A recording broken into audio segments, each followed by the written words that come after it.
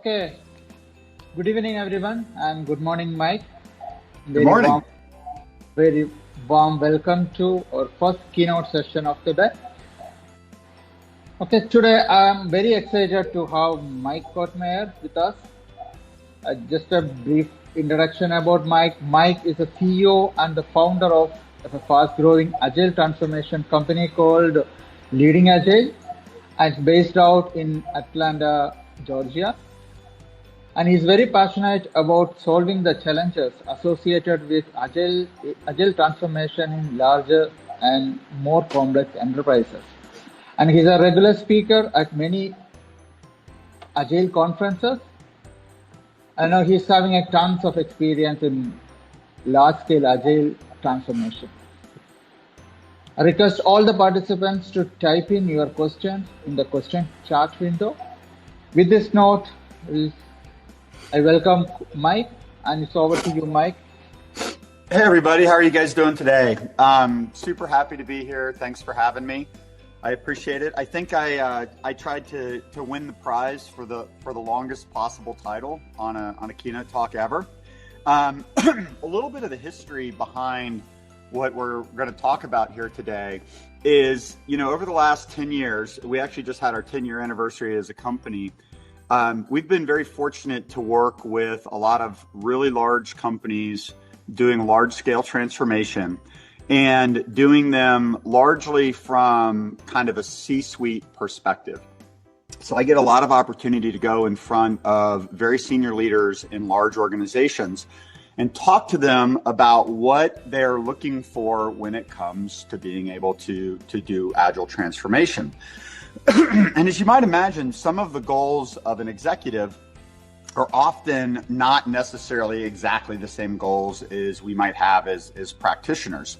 And so over the last 8 or 9 years specifically, we've been evolving this message in market to talk about how do you do agile transformation in a way that really resonates with candidly, the people that are funding the transformation.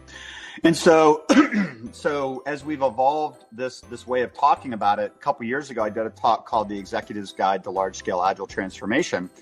And what we kind of added was this idea of sustaining an adaptive enterprise, because there's a challenge that we have, like once Agile is in the organization, it's like, how do we maintain agility? And what we're learning is that there's a difference between what you might consider like product level agility, the ability to inspect and adapt on the product, versus the idea of truly having an agile business where the business can inspect and adapt to the marketplace. And so what we're going to do is we're going to explore a little bit about what it is and why Agile often gets relegated to team or department level agility, and what prevents us from being able to make that leap into pure play business agility. What are some of the challenges? And so where I thought I would start a little bit is just explaining what I consider to be the executive value prop. And so, as you might imagine, when you're doing transformation, Agile is very much just a means to an end for most executives. There's value that they're trying to get. There's performance characteristics of an organization that they're trying to get. And their hypothesis is that Agile is going to solve the problem for them. But Agile in and of itself isn't the value prop. So a lot of times for us, it's things like predictability, quality, getting things to market faster so you can, get revenue. So predictability, quality, early return on investment, cost savings. A lot of times people, even though it's a bit of a challenge, they want to use Agile to lower costs in the organization. Make sure that we're building the right product, make sure that we're being innovative in market. So Agile is the hypothetical means to an end, but the end is actually this set of organizational characteristics, performance characteristics that they're going for.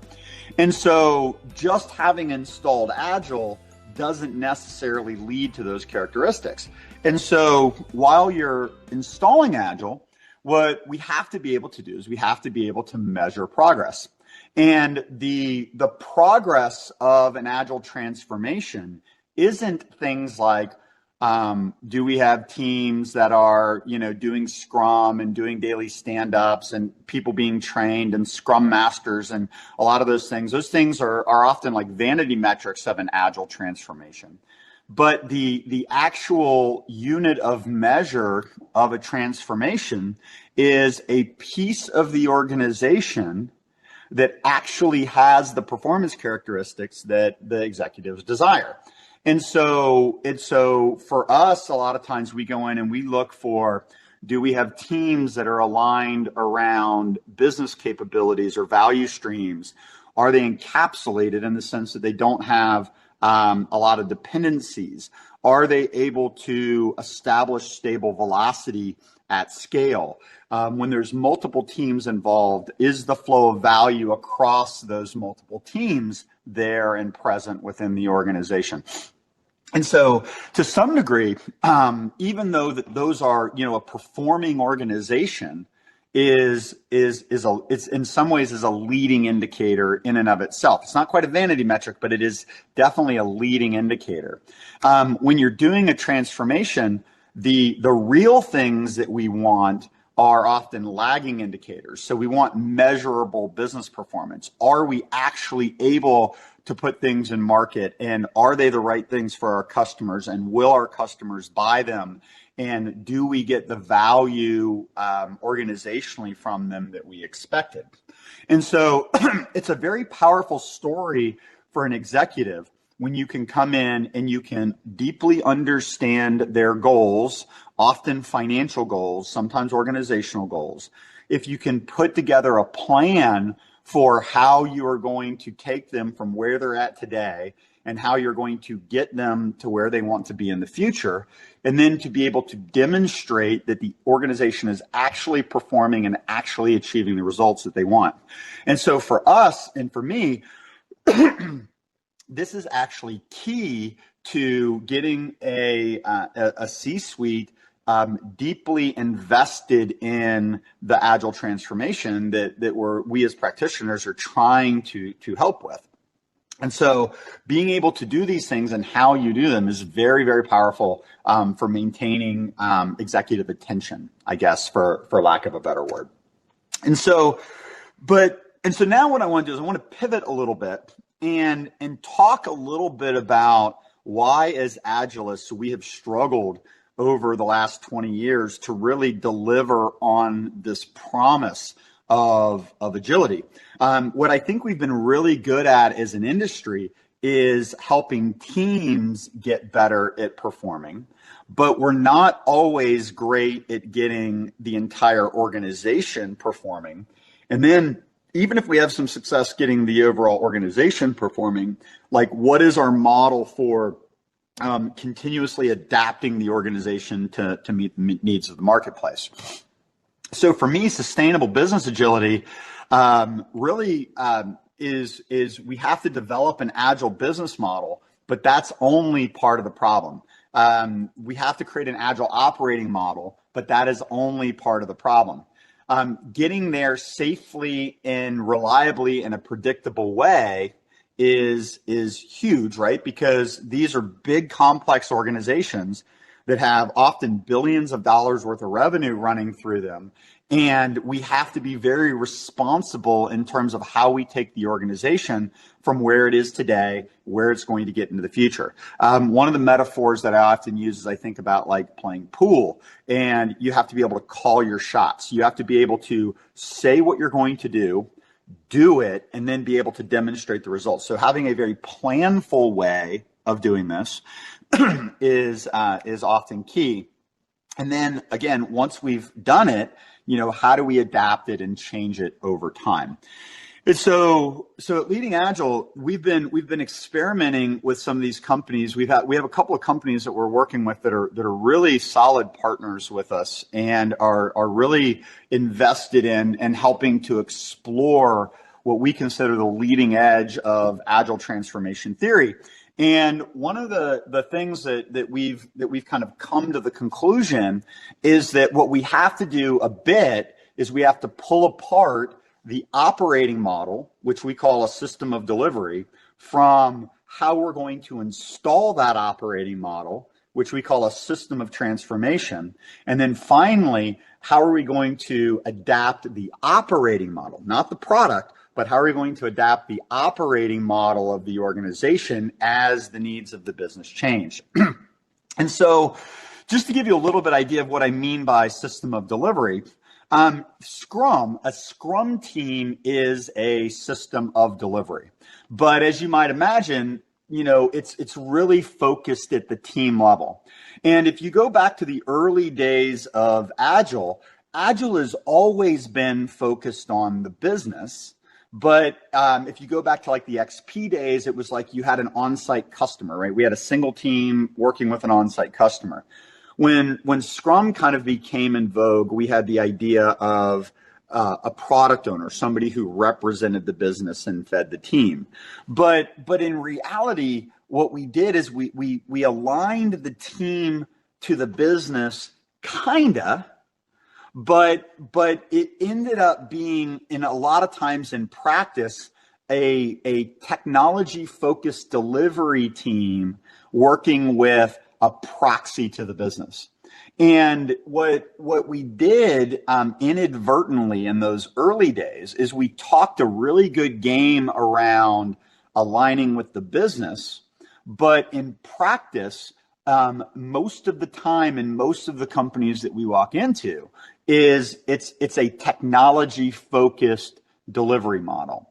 And the problem with that is that allows the business to disengage from how the technology team is operating. So a lot of times you go in and you see a lot of Agile teams operating in the small, but you still see largely waterfall governance on the backside. And as we know, that doesn't really work. And where I started to discover this is when I'd go in and start talking with executives, and if you even mention the word Scrum or XP, they would say things like, well, yeah, that's what the teams do. That's what the delivery organization does. So even though we were attempting to align with the business, we weren't really doing a good job of achieving enterprise class results for the business. So largely, Scrum ended up being relegated to this methodology that the teams use. So if you think about the evolution of Agile, what was it back in like maybe the mid 2000s, maybe 2005, 2006, Dean Leffingwell started writing about SAFe, and Bosfeld and Craig Lorman started writing about large scale Scrum. And what we were attempting to do was really twofold. We were attempting to try to address the complexity of multi-team environments where we had dependencies between different teams within the organization. And so large-scale Scrum comes along and basically says you can't have dependencies between teams and really prescribes a methodology that is based upon a dependency-free environment. SAFe came along and said, well, we have dependencies, so let's organize this delivery, the system of delivery, in a dependency-aware methodology. And so again, we scaled up Agile and we dealt with it in the large, but in reality, SAFe really only deals with maybe 8 to 10 teams. You go into a large automobile manufacturer, a large pharmaceutical company, a large financial services organization, and often we have thousands of teams that all interact with each other in really complex and dynamic ways. And so where I kind of entered the game and where my passion was early on, and really still is, was I started the conversation in this around, okay, Safe is great. XP is great. Lean is great. Have no issue with Safe. Totally understand where Safe fits into the ecosystem. Totally understand where Less fits in and disciplined agile delivery and all that kind of stuff. What I became passionate about was, how do you create the conditions within an organization to fully exploit the methodologies at play? And I'm on record, and I'm super, this is, to me, it's like, it's the thing that gets in the way of being able to do Agile, is this idea of dependencies. So Scrum really is predicated on the idea that we can encapsulate dependencies within a single Agile team. When you move to a methodology like Safe, we're acknowledging that there's dependencies between teams, but Safe is largely dependent on our ability to encapsulate value streams. And so what you find, though, is in really large organizations, even value streams aren't fully encapsulated. So anytime you have a dependency between teams, or you have a dependency between value streams, what starts to happen is that you have to accommodate those dependencies. You have to either break dependencies over time, or you have to put in constructs, compensating controls, to be able to manage dependencies.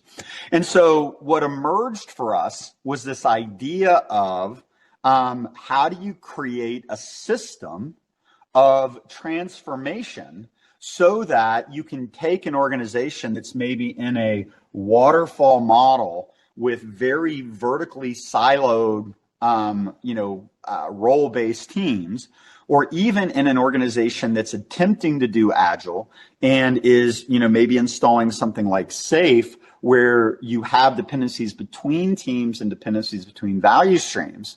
And how do you create the conditions within the organization that the methodology can actually thrive? Okay. And so what we kind of coined, if, in a keynote, I can't go super deep into this kind of conversation, but we coined this phrase, this idea of expeditions and base camps. And the idea is that we were going to break the organization up into delivery silos. So slices of the organization that we're going to take a journey together to be able to create the conditions where Agile can thrive. And so for us, that starts with understanding the idea that encapsulated teams are the fundamental building block of Agile, right? And so we want to get teams. We want to get teams with really clear backlogs, and we want to get those teams to be able to produce a working tested increment of software at the end of every sprint. But the reality is that when we have multiple teams working together, and we have to coordinate dependencies and cross-cutting concerns. So you start to think about having encapsulated teams at the bottom layer, and then you start to think about putting wrappers around groups of teams that do very explicit, dependency-aware, bottleneck-aware coordination of backlog across multiple teams. Those decomposition entities are subordinate to like a portfolio at the top. And so what you find is that in the presence of dependencies in an early stage transformation, you have to install more compensating controls to be able to deal with those dependencies.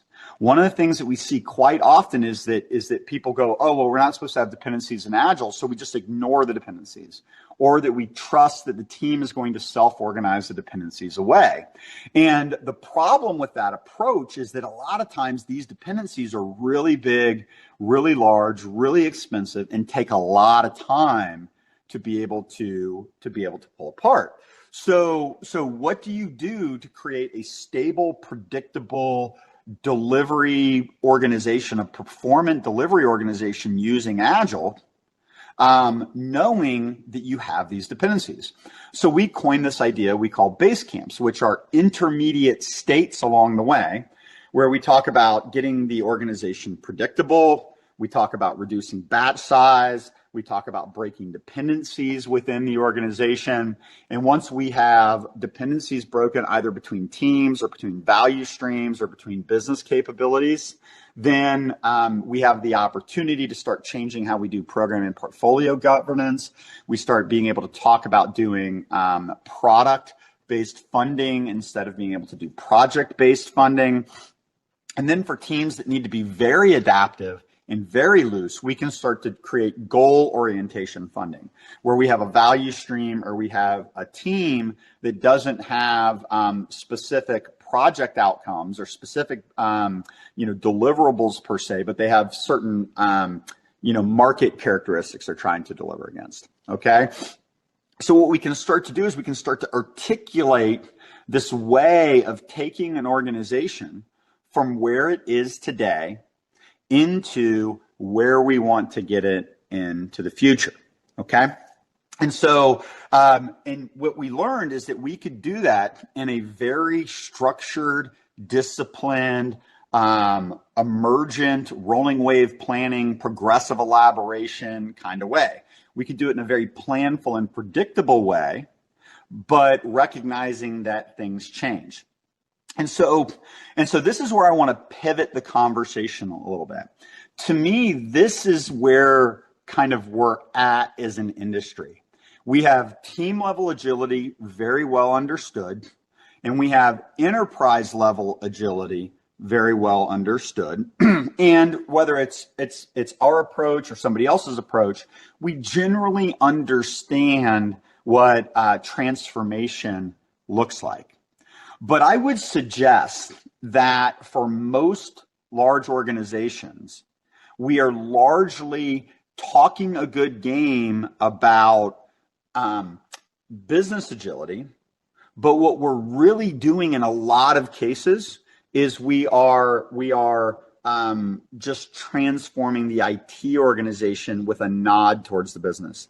That frustration manifests itself in questions that I get like, how do we get the business engaged? How do we get them to come to the table? And how do we get them to exploit this delivery capacity that we've produced on the IT side? But the business doesn't quite know what to go do. Now, so here's the challenge. So we've built this delivery capacity, but we haven't fundamentally taught the business how to exploit that delivery capacity to its economic advantage. Now, again, here's the tension, right? When we go in and we talk to large organizations, you start to talk about all these things that are on the screen right now, and their mental model is that they're anchored into this is something that delivery teams do. And so there's a part of me where we're at right now, 20 years in, kind of after the signing of the Agile Manifesto, that we have to acknowledge that even with the best of intentions, that's where we've landed.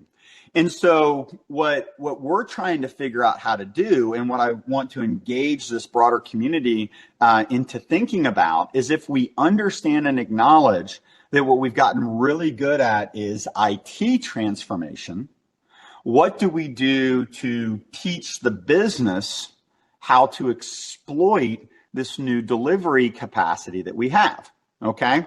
And so it gets to be kind of interesting at this point. So let's assume for a moment that we've done a really solid Agile transformation. We have encapsulated teams, we have encapsulated value streams. Those teams and value streams are operating off of very clear, well-articulated backlogs. There's a flow of value across all the different teams. And that flow of value is subordinate to an overall portfolio that is absolutely aligned with our understanding of the business.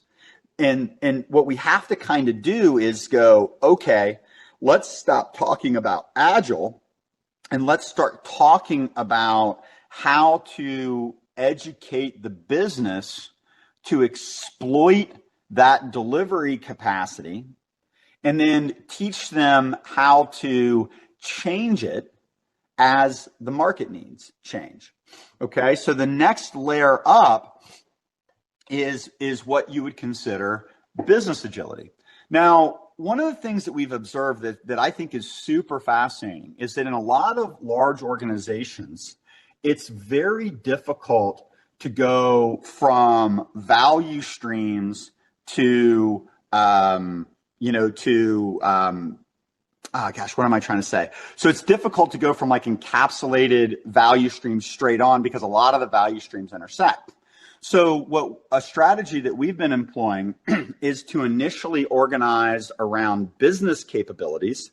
I don't know if that's a word that's familiar to a lot of people, but if you look at your organization from the perspective of a business architecture, it has capabilities that are persistent. It has teams assigned to those business capabilities, and it has technology encapsulated within that team and that business capability. And that forms the basis of an agile enterprise. And so, but what we find is that once we've built this team level agility and we've gone to enterprise level agility and we've done this around and we form teams around business capabilities, what we find often is that those dependencies are not easy to break, or maybe we don't even want to necessarily invest in them early on because, if it's a large mainframe, legacy product, it might not be worth actually doing. So a lot of times what starts to happen is we start to go into the business, the dependencies have to be managed at way too high a level. So what we find is that as we go from team level agility to enterprise level agility, and then we start thinking about how do we align with the business, sometimes what we have to start to do is we have to start to think about regrouping our business capabilities into collections of value streams and then realigning how the business works to how the IT delivery organization is able to produce value. But the challenge in doing that early on is that the business can't see how to do it, right? And so there's been this progression, which I think is super fascinating, from understanding how to get the teams working to understanding how to get the enterprise working. And then often when the business is finally ready to learn how to exploit it, the organization almost has to be flipped on its side, and then we can take the components of our technology organization and realign them around how the business operates, or sometimes realign the business to exploit the capacity of IT. But again, super difficult to do early on when the business doesn't fundamentally trust IT's delivery capability, or maybe even IT's delivery capability hasn't been predictably reliable. And so this idea of how do we do this system of delivery in an incremental way to get the business to a point where it understands how it works and can start to exploit it. So it's been a really fascinating progression of thinking in terms of how to get the business involved. And I think what we're learning is that we have to get the IT delivery capability or the product delivery capability really predictable and really stable. And then we can start to engage the business truly in terms of how to exploit it. So what that looks like from a system of delivery perspective is that the business now, like the business groups, are aligned to value streams. The value streams are made up of encapsulated teams, and the encapsulated teams are able to deliver with predictability, which means the value stream is able to deliver with predictability. And then once we get the business fundamentally aligned with that execution capability, then we're able to fully exploit that capacity. The things that we're experimenting with right now is what does it look like to get the business to fundamentally go through that transformation? And again, within the context of having about 10 minutes left in this talk, super difficult to talk about like all the different experiments that we're running, but educating the business on on the cost of dependencies and helping them understand how to group IT's delivery capacity where dependencies are encapsulated within a value stream. And then once they can see that, like how to take them from this project-based funding world to a value stream or business capability-based funding model, and then to ultimately actually get them to realign how the business is not only organized but funded so that it's in alignment with IT and is perfectly positioned to exploit those capabilities. Okay, super fascinating journey that we're on here to try to figure this out. But what we've learned is that we have to isolate the team level stuff and almost like assume that the team level and the enterprise level stuff is working, and then be able to like start to work with the business to be able to very systematically and measurably start to align with the delivery capacity that it's invested in and built. And then fundamentally, the last bit that we're exploring right now and learning, and again, for your consideration, is this idea of what we're calling a system of continuous improvement. And it's interesting, right? So if you look at, go back to like the root, what team level agility is, it's really about, I've got this team, I've got it focused on a business problem, and it's all about making sure that we have the right things in the product. But when you're dealing with Agile really at scale, you start to learn that the market around the business changes frequently as well. Sometimes we need new business capabilities, and sometimes we need new value streams. And so what are the capabilities within the organization that allow us to adapt fundamentally the operating model? How do we spin up or spin down new business capabilities? How do we spin up and spin down new value streams, right? And so a lot of times this comes to like communities of practice. It comes to like continuous business architecture evaluation.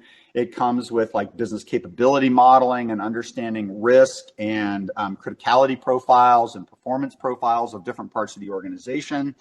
And that's how we start to begin to lay the foundation to have the organization itself learn how to pivot and learn how to reorganize around new opportunities. Really, really super fascinating. So if you look at this team level agility, enterprise transformation, that becomes the foundation of the Agile enterprise. And then it becomes an exercise in talking about how to get the business aligned, how to get the business transformed, and how to get the business into a position where it can pivot dynamically around these new capabilities. And what we're learning is that on some levels, we have to stop talking about Scrum and daily stand-ups and backlogs and the ability to like pivot. And we have to really shift the conversation in terms of like how the business truly exploits that new delivery capacity. So in practicality, what it starts to look like when we go in to do a large-scale transformation is you actually build the system of transformation first. So for us, we've been talking about this idea of an Agile transformation office. And the Agile transformation office has certain capabilities. It has the ability to go out and look at the business architecture and to start to figure out expeditions and start to get those expeditions ready. It starts to lay the foundation, creating like a playbook for how we're going to transform and what Agile is going to look like in different parts of the organization. And so from the system of transformation, that kind of begets the system of delivery. So you install the system of transformation first. It's basically going to, in effect, be like a program office for the transformation and build all of the capabilities necessarily to perform. It's where your coaching office lives. It's where you gather metrics. It's how you do assessments of the organization. It's where you hold the playbook. It's where you do training. It's where you do capability development, all these kinds of things. So that lives in and of itself. And then the system of transformation, as a program office, builds and helps the organization move into this new system of delivery that we've talked about, right? So it can be very heavy in an early stage transformation. It might have a lot of compensating controls. It might have a lot of program and portfolio governance done in like a very lean, agile way. It's possible to have a bit of heavyweight methodology, but basically still be able to do products in an iterative and incremental way. And so the system of transformation begets and manages this journey through the system of delivery, starting off often heavyweight, managing dependencies, managing cross-cutting concerns. As we start to reduce batch size, as we start to break dependencies, the system of transformation starts to work with the program and portfolio groups to start moving from funding projects to funding products or business capabilities or value streams. It identifies where the places are in the organization where we need to fully empower teams to be very lean startup and emergent. This is all coordinated through the system of transformation. So the system of transformation begets the system of delivery, but it also starts instantiating the system of continuous improvement. The system of continuous improvement are things like where's the playbook going to live indefinitely? Where are your coaching capabilities going to live indefinitely? Where's your ability to evaluate the business architecture relative to the needs, the emerging needs of the organization? How are we going to identify improvement initiatives over time and ultimately be able to get them into the organization's backlog, transformation backlog maybe, right? Where are we going to take the learnings of the enterprise and be able to use them to modify dynamically the system of delivery? And so the system of transformation gets installed first. It installs the system of delivery and installs the system of continuous improvement. And the system of delivery and the system of continuous improvement interact dynamically to basically help the organization dynamically change. So in practice, at some point, your transformation ends, okay? And the initial lift of the organization is fundamentally done. And what we end up with is a system of delivery organizationally that is producing value for customers and ultimately for the business. And we have this system of delivery that lives and is fully operational in its current state. We are left with a system of continuous improvement. And the way that I've been articulating this is the idea of working in the business versus working on the business. And so it's kind of neat, right? It's so you walk in and you say, we're going to do an agile transformation. And the agile transformation in a very structured and disciplined way moves the organization from where it is to where it wants to be. It is measuring progress along the way, and it is proving business benefit along the way. And what's essential about that is that these large-scale transformations often take 3 to 5 years, maybe even longer in some companies, and that's if you do it right? And that's if you're not doing a bunch of trial and error. And so as you install the system of delivery in a measurable, predictable, business-focused way that's showing incremental improvement as we go, that becomes a very powerful story for getting the organization to continue to pay attention to it. But even the organizations most committed to transformation at some point want to be done transforming. But the reality is that we know that the organization has to be adaptive into the future. and that this operating model that we've installed may very well meet the needs of the customer today, but it's not going to necessarily meet the needs of the customer in the future. So we have this system of continuous improvement that continuously works with the business in the system of delivery, constantly making recommendations on how to improve, working with the organization how to improve. And so you create this capability within the enterprise to systematically adapt over time. And then at that point, we deprecate the system of transformation, don't need it anymore. And now we just have this in the business, on the business capability, which enables us to be able to sustain the work that we did through the transformation indefinitely over time and adapt the organization to new challenges in the marketplace. So I think I've got like 9 seconds left, and then we've got 5 minutes for questions. So ready for questions. What do you guys got for me? That was a lot. Thanks, Mike. So it's a time for Q&A. So we encourage everyone to type in your questions in the question tab.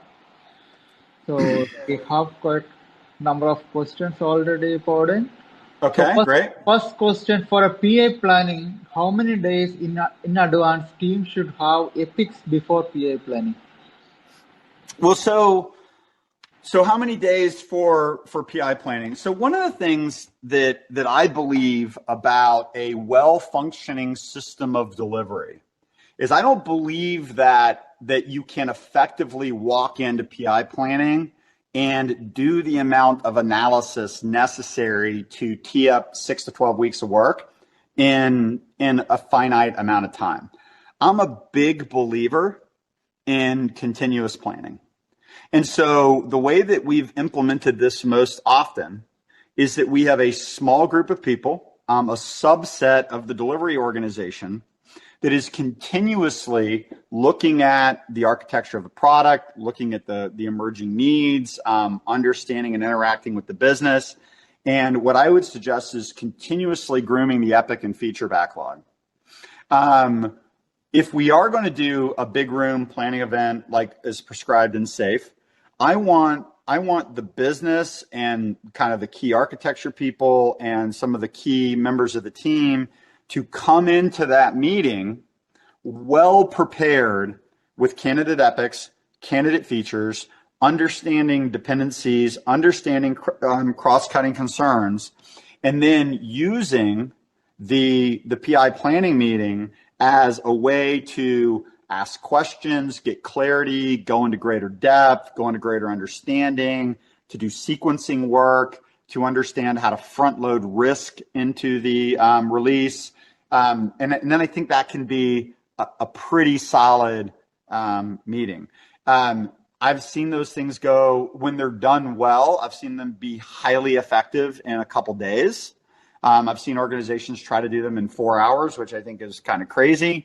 So it's really dependent upon the complexity of the product and the amount of intelligence you're walking into the room with.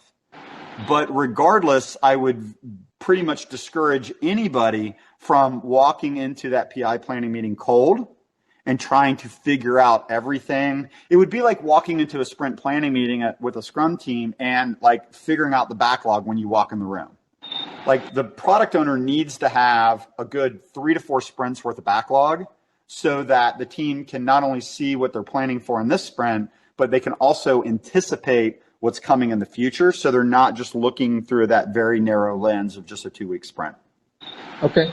So next question, when team work on complex system implementations, the product release, the production release cycles are typically longer. Any suggestion how such teams can do their production releases more often? Well, gosh, again, all these questions are so specific to the particular organization. So what I observe is then a lot of the organizations we go into, the ability to get requirements broken up into smaller packageable releases, that's probably one of the first challenges. Getting the teams to be able to continuously test and continuously deploy and continuously get the product ready is probably the second challenge.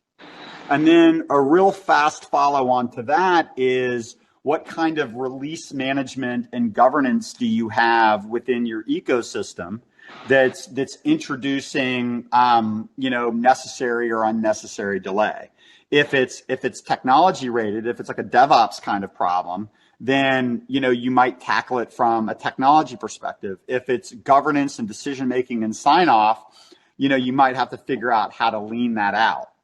But generally, if you can get the requirements broken up small enough into a packageable release, and you have your technology pipeline set up to be able to do more frequent deployments, and you've got your governance and your decision making and your sign off streamlined, the solution space often kind of operates in that frame.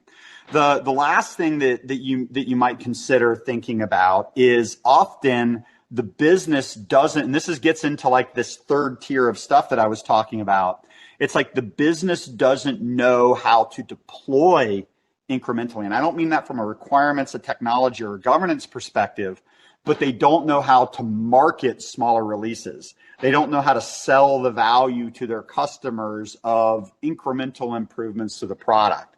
You get a lot of stuff like, well, our customers only want to release every year. They can't absorb more releases. Might very well be true in their current configuration, but that's a problem that we probably need to tackle. And so that's where it gets into, you can get the delivery stuff exactly right. You could be able to do continuous delivery, small requirements, no governance from a deployment perspective, and the business still doesn't want it. So that's part of the getting the business aligned with that delivery capability, and then getting the business to learn how to exploit the delivery capability for their economic advantage. That's part of what we're struggling with here. Because even if IT gets it right, the business might not have it right. Okay, so we have a couple of questions on value stream. I will club both of the things together. Yeah, we can keep going as long as you guys want. Yeah. How value stream evolve over period of time during enterprise transformation, and any insight about value stream delivering capabilities? Okay, so I'm gonna answer what I think the question is, and so hopefully I'll get it right.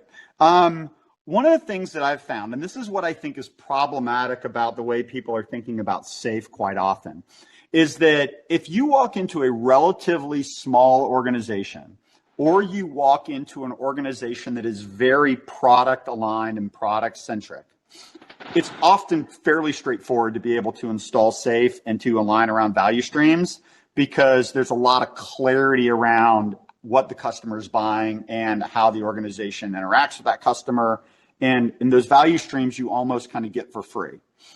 A lot of the really, really large organizations, you have, the way I used to try to model this earlier, it's like you have platforms, you have multiple products interacting with the platforms, and in a value stream intersects, like I think about it like a tangled bowl of spaghetti, right? It's really, really difficult to understand and to get a value stream into like a box, okay? Just because it's just not the way the business is set up, and it's not the way IT is organized.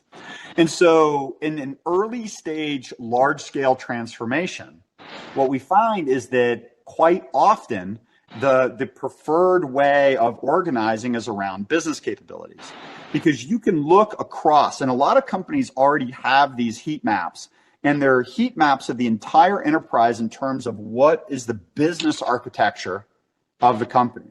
And you can look at that and you can see where there's duplication and redundancy, and oftentimes you can collapse systems, and sometimes people have multiple technologies supporting multiple business capabilities. And so what we find is that organizing around business capabilities and rationalizing that model first is actually a great place to start. But the reality is that in the presence of dependencies, those business capabilities and the flow of value across them have to be heavily governed. And I've had a lot of people tell me that it sounds very waterfall what I'm saying, But in the presence of dependencies, you have to have governance in place to be able to manage them. You would like it to be lightweight. You'd like it to be collaborative. You'd like it to be small batch, and you can do that. But organizing around business capabilities is often the first step. Once you've organized around business capabilities and you start to govern those capabilities, what you start to find is that there are natural relationships between different capabilities that often align to value streams. Or if they don't align to the value streams that you understand today, that might be an opportunity to get the business to rethink how it is delivering value into market. So align around business capabilities, govern dependencies, and then where dependency management is really expensive and can't be broken within a reasonable time or cost horizon, often that becomes an indicator of how the business might reorganize to encapsulate those dependencies. And so that becomes part of the transformation journey. It's like you can't often get to the idealized end state on day one or even year one. Sometimes what you have to do is you have to meet the organization where it is, take what you can get, help it perform better in its current state, and then as it learns about the cost of dependencies and and how it manages dependencies and where dependencies are expensive and where they can be broken and where they can't, then that creates an opportunity to realign the business so that it can exploit IT's delivery capacity more effectively. So hope I got your question on that one. You want to do one more? Yeah, I think we can take one more. If a vision of the company happen to change because of some reasons, how do we enable this transformation? If what happens to change? What was the word? If a vision of the company happen to change during any reason, how do we enable this agile transformation? Did you say the mission of the company? Vision. Mission. Yeah. If the mission of the company changes, how do we enable the transformation? So again, right? It's really tough, right? One of the things that puts us at risk when we go into a large organization is if that mission changes and if new leadership comes in, it's often difficult because you don't know so it might have a different value system when that leadership changes or where that mission changes. So it would be very context specific. The best transformations, the most successful transformations that we've done have had consistent leadership and consistent vision over time. If that changes midstream, the best that you can hope to do is to sell the value of the transformation to that new leadership team and help them to see the value of what it is you're doing. And that's why being able to call your shots and have a plan and have metrics and have performance baselines and all these different things is so important, because if you can't do that, then it's kind of a crapshoot, right? You're really relying on the goodwill or having shared perspective with that new leader. If you actually have data that shows that the transformation is making things better, then that gives you a really huge leg up. What our hope is that inevitably leaders are going to change and missions are going to change. But if you have a well-functioning system of delivery that is achieving the goals of the organization, and you have this well-established, really systematic way of continuously adapting the system of delivery to the needs of the business, and it's working, and it's measured against industry baselines, and you have it really in place, what you hope is that it can change to this new mission or to this new leadership, and it can pivot. But you never know, right? A new leader coming in with a different set of values and a different perspective can absolutely derail what it is you're doing. And I don't know if I've got a good answer to that other than just to make sure that the system is performing great and it's performing really predictably, and that the business is getting the benefit, and that there's no reason to mess with something that's working. That would be my recommendation. Right. Yeah. So we already reached top of the hour. So thanks for sharing your rich experience and knowledge and all the concepts. Thanks for having me.